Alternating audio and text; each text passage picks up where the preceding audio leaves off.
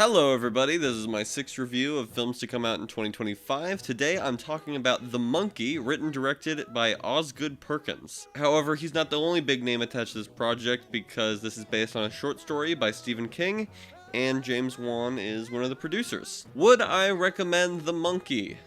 No, definitely not. The only other film I've seen from Osgood Perkins is Longlegs, which I also really did not like. I feel like that film communicated very little information over long periods of time, and I sort of lost my patience with it. And by the end, I also just found it really unsatisfying and predictable in many ways. The aspect I didn't find predictable I thought was stupid.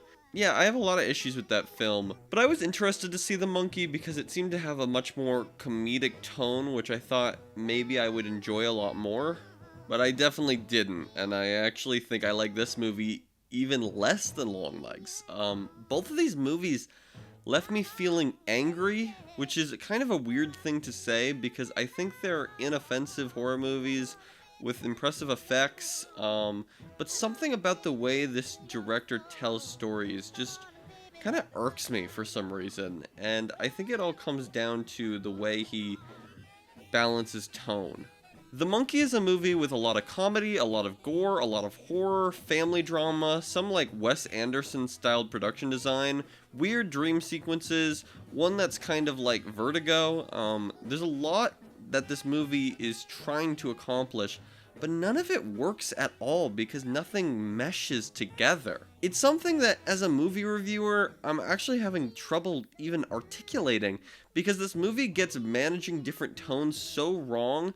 I actually struggle to explain what about it doesn't work because this is just something I rarely have to criticize. I feel like usually this is a very intuitive thing when you should not make a joke, like when not to interrupt a dramatic sequence or throw in a trippy dream sequence during a horror scene. Like, all these ingredients can work together, but this movie is like if you made a cake with no concern of how much of each ingredient you use, or whether or not you stir everything together, or how long you put it into the oven for. Instead of getting a delicious cake, you might get a mess of ingredients thrown together haphazardly, and that's how this movie was for me. The comedy doesn't work because of the horror. It feels like if in The Shining, Jack Nicholson hugs the ghost in room 237 and starts joking about his situation. "You were beautiful, but now you're ugly? What am I, drunk or something, lol? What the heck is happening? A haunted hotel? That's so absurd." The horror doesn't work because you don't care about the characters in the family drama. The drama in the movie is ruined by the characters interrupting the drama with these comedy one-liners as if they're doing stand-up. So the opposing tones just all bring each other down. And it's not just that these aspects don't mesh together, but they wouldn't stand up on their own either. The horror is just murder scenes that all look really fake. I'm gonna get a little spoilery here, but I think I need to give examples. There's a scene where like a bunch of bugs fly into a guy's throat, and it's so outlandish in a way that didn't make me think it was fun or over the top.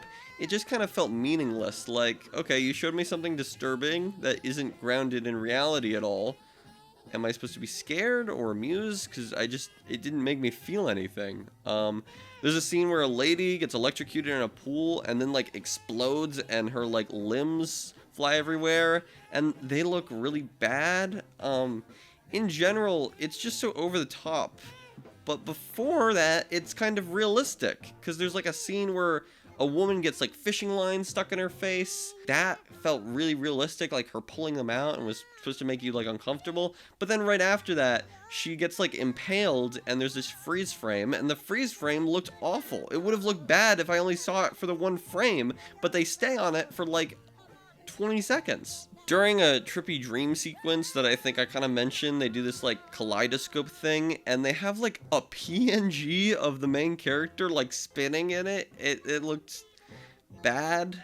If it's trying to be funny, it just didn't work, and it wasn't communicated well. Like, the tone is just so unclear throughout the whole movie, so I just kind of sat there confused.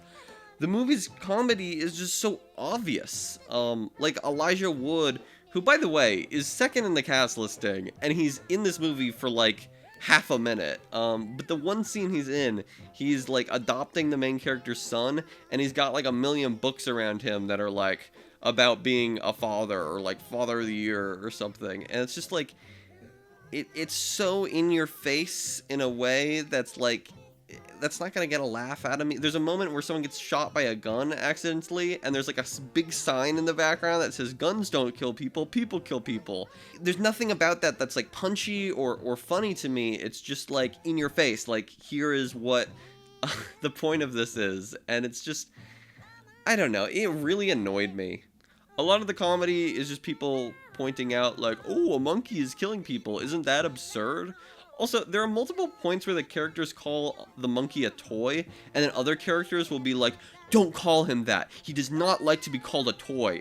And it's like, why do they say this? Like, that's not communicated to them at any point, like that he doesn't like being called a toy. Like, no one gets consequences for calling him a toy. It was just like a weird thing, because they say it like 2 or 3 times in the movie, and I was like, why? Where did that come from? The ending of the movie is really dumb, so this is the biggest spoiler.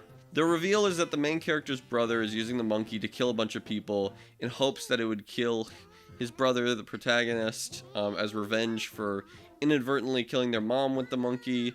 It's stupid motivation that doesn't really work at all. But what's so much more annoying about this is that the main character points out like, oh, she was my mom too, and then like the villain brother character is like, oh yeah, I guess you're right. So the movie points out in universe that the entire premise and drama of the movie doesn't make sense for a really bad joke that wasn't even funny. There's like this themes of fatherhood throughout the whole movie, who like abandon their children. Knowing more about the director, I maybe kind of see more of what he's doing now, but it just, the movie feels like it's trying to have themes and not successful. Cause nothing really felt like it meant anything or had much of a point by the end. I mean, there's like themes of like trying to get revenge on your family members. The main character fantasizes about killing his brother with a bowling ball, and then the monkey does it at the end to the other brother. I mean, was that supposed to be cool that like there was like that reincorporation? Because it's not satisfying to me. It didn't mean anything. There's also like themes of being traumatized by people dying and like kind of accepting mortality or whatever. But it feels like it's going for these big themes, but you can't just make jokes about the entire plot not making sense if you're going to go for these, like, grand themes. The movie is never scary. I thought the visual effects were bad, and maybe it was intentional. Maybe they're trying to look goofy, but either way, it didn't work for me. It was never funny. I literally did not crack a smile the entire movie. The drama and themes felt empty and pointless.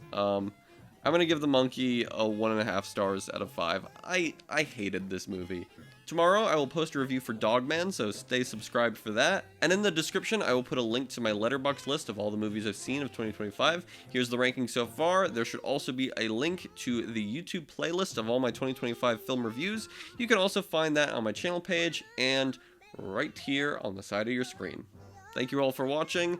All comments and ratings are very much appreciated. See ya.